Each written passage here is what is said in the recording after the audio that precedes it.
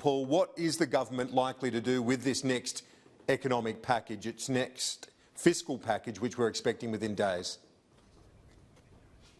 Well, the Morrison government needs to do a lot more with the economy.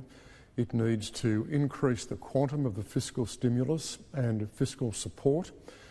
If you look at independent economic analysis, many of them point out that the packages so far are only equivalent in terms of off the budget to about 4% of GDP. Now, the government needs to do a lot more than that, and many other countries are doing a lot more than that.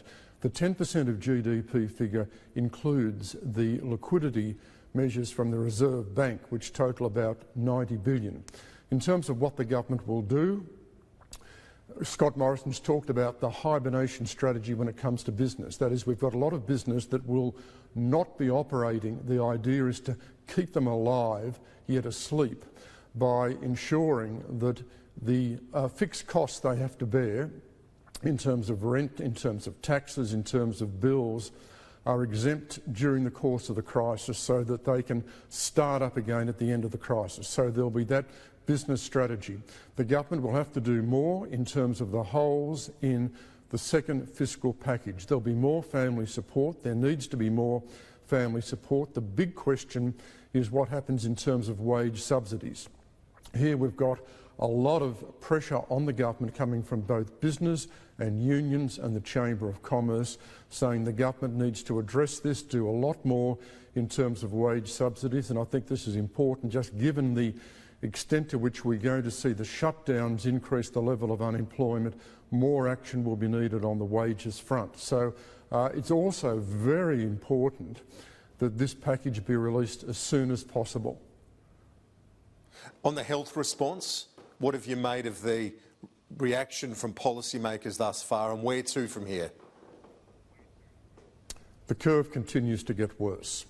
The cases are now 3,600 and increasing. There's no sign of the flattening of the curve. And what will happen, as the Premier of Victoria, Dan Andrews, has indicated, Victoria and New South Wales will move to what's called stage 3 in terms of shutdowns. And this is a lot more shutdown in terms of shopping and in terms of the retail sector. And this will have a significant impact again when it comes to employment. What we're seeing, though, are now very different assessments in terms of the strategy to operate here. There are different assessments in terms of medical professionals between what the Deputy Chief Medical Officer, Paul Kelly, pointed out is the government's attitude, which is it needs a scalable and proportionate response, and other outside medical professionals who are saying we need to go harder and go faster. The way this tension plays out is we've now got very significant differences at the political level between the Morrison government and the Federal Labor Party led by Anthony Albanese. So Scott Morrison really doubled down at this media conference on Friday, and he made it clear that as far as he's concerned, there are two crises here. There's got to be a balance between them, a balance between the health crisis and the economic crisis. He said both crises are affecting lives and livelihoods, and you can't talk about a country without talking about the economy. So that is a very clear position from Morrison. On the other hand, we've got the Labor Party, as Richard Marles made absolutely clear to you during the interview you just did with him, while Labor's committed to a bipartisan approach when it comes to votes in the parliament. Labor disagrees fundamentally with the government's strategy overall. Labor thinks health has got to be the priority, and the best way you assist the economy is cracking down on health in terms of the shutdowns. If you're planning to do things over the next few weeks, Marles and Albanese say bring them forward and do them now. Now, that's not what Scott Morrison's been doing. Now, I guess the point I'd like to make here is that I'm not making a value judgment between these two sides, but there is a very significant difference, and this is going to be critically important in terms of the way the politics of this plays out over coming months and years. And finally, Paul, before I let you go, the America-China balance, the geopolitical balance is under strain, immense strain from this crisis right now, isn't it?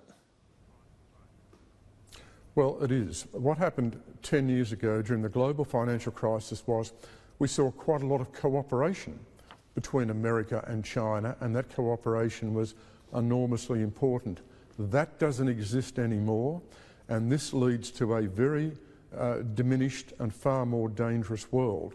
What we've actually got now is a nationalistic and propaganda competition between the United States and China, and this goes to systems.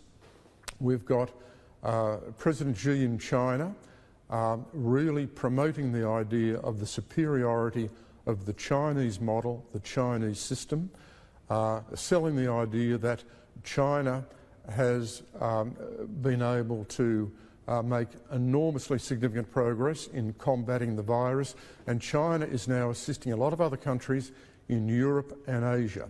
So the message here is from China that we are the saviour in terms of how to combat the virus.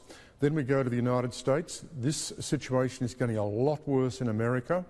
We've got President Trump saying this is a China virus, so he set up his alibi in terms of things going wrong in the United States. He'll be blaming China, and it wouldn't surprise if in fact we do see President Trump re-elected at the end of the year. It will be re-elected on a nationalistic anti-China platform. The final point I'd make about the politics here, both in America and Australia, Kieran, is one of the things to watch for is whether this crisis assists incumbents. I think we'll see in Australia the state premiers looking very good in the polls. There may well be a possibility that Scott Morrison's position improves in the polls, and even Donald Trump's position improving in the polls. The real test in the early stage of this crisis is whether, in political terms, it assists incumbents. That's certainly one thing to watch for. Indeed, Paul. Thanks as always. I'll talk to you during the week.